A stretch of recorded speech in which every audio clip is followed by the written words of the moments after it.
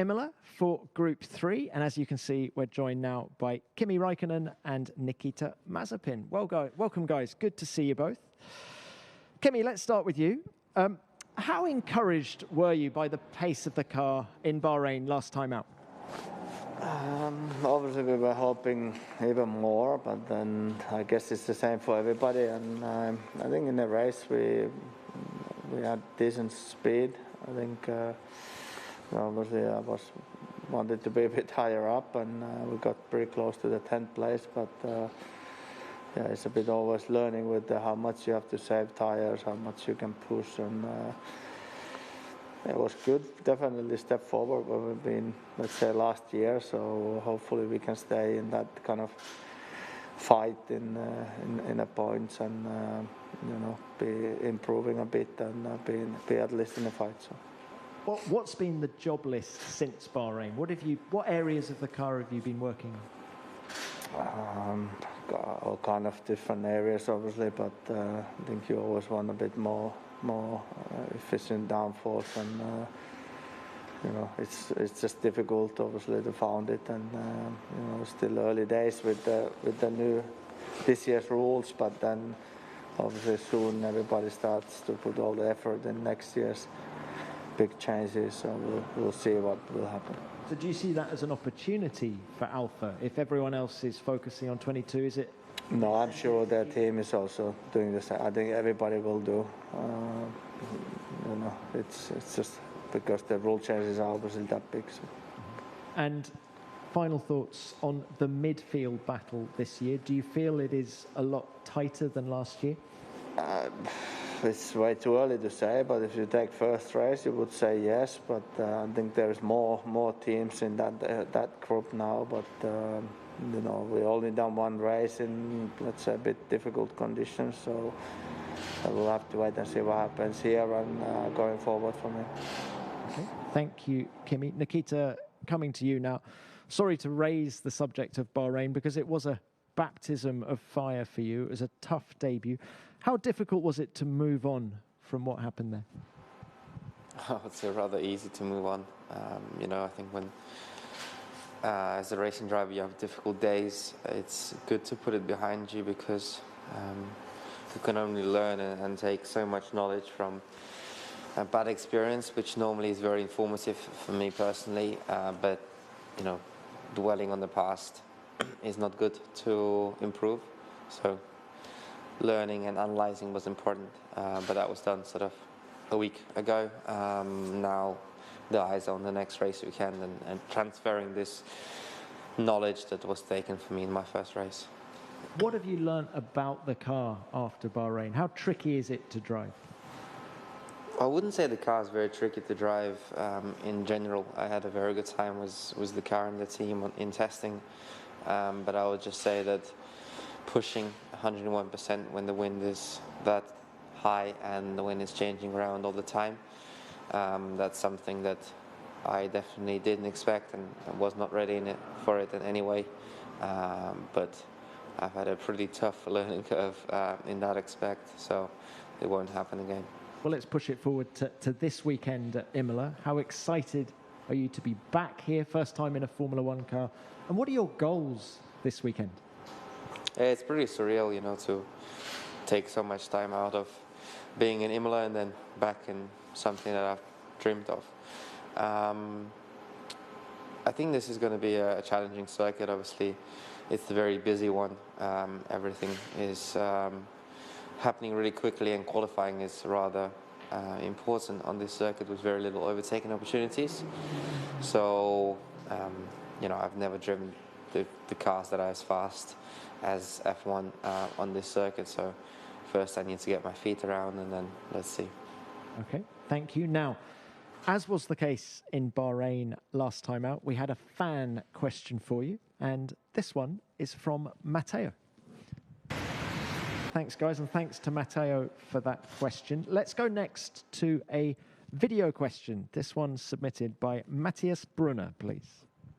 Matthias Brunner, Speedweek.com. Kimi, you said in the press conference before the Bahrain Grand Prix that Mick Schumacher, quote, reminds me a lot of his dad, end of quote.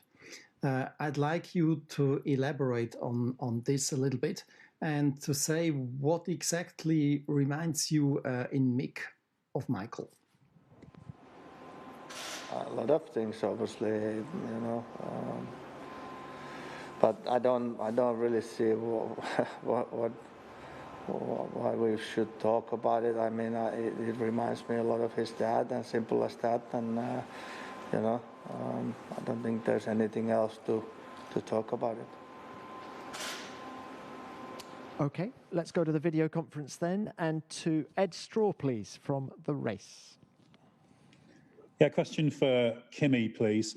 George Russell has suggested that maybe the gap between Alfa Romeo and Williams was stretched a bit because of the conditions in Bahrain, but the Alfa did look to be the stronger car. So do you think that could change and you could have some more trouble from Williams, or do you think there's a reasonable chance you should continue to have a pace advantage over them to not have to worry about them in the race quite as much as perhaps you had to last year?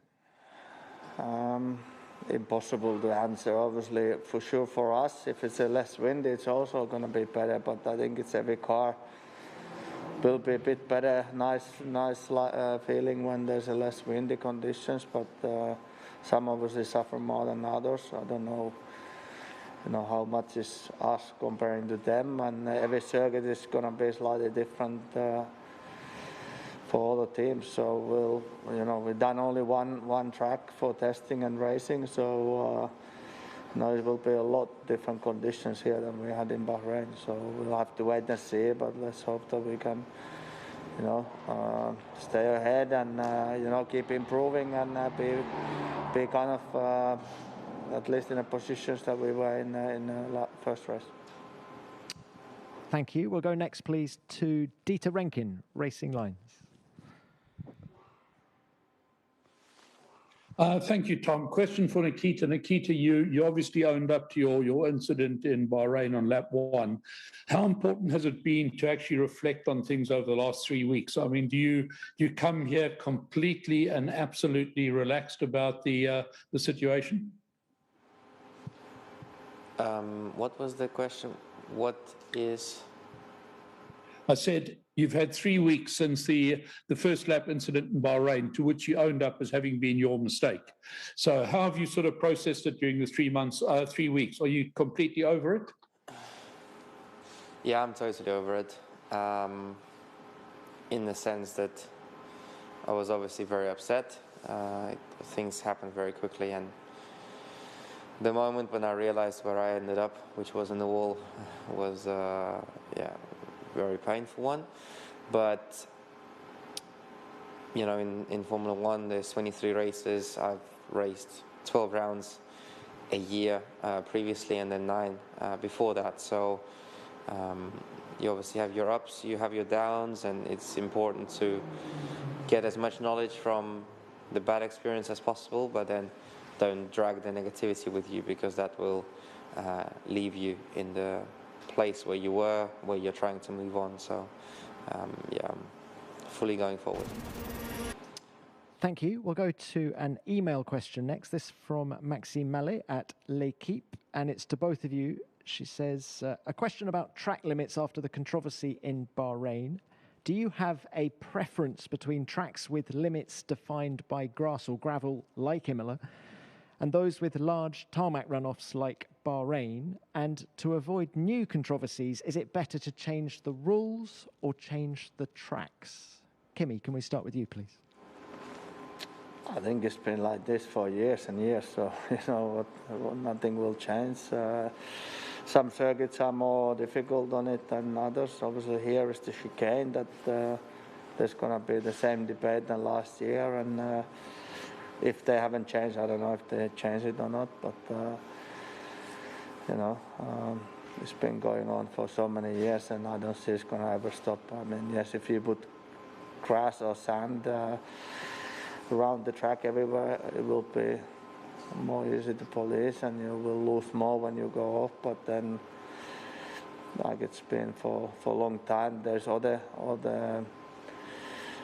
cars and bikes are using the tracks, and obviously bikes want some different runoff areas than us, and it's it needs to fit for everybody. Otherwise, it's makes no sense for the track. So I think the rules were very clear, what we can do, what not in the last weekend or last race, and I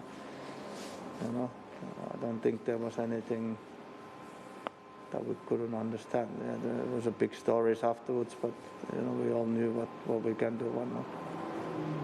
Thank you. Nikita, your thoughts, please. Yeah, my thoughts are is that as long as the rules are clear, I think it's pretty easy to follow.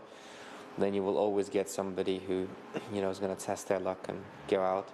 I think in that case it's very important that the stewards do police the track limits and make sure that they're followed, and if they're not followed, the team is warned. But like Kimi says, there's no point to speak about the changes in track because we're not the only ones using it, and unfortunately that's the way it works. We have to share tracks, and safety-wise, it's the right, correct solution, and that's not for me to speak. Okay, thank you. Any more questions from the video conference? All right, guys, we'll leave it there. Thank you very much, and best of luck this weekend.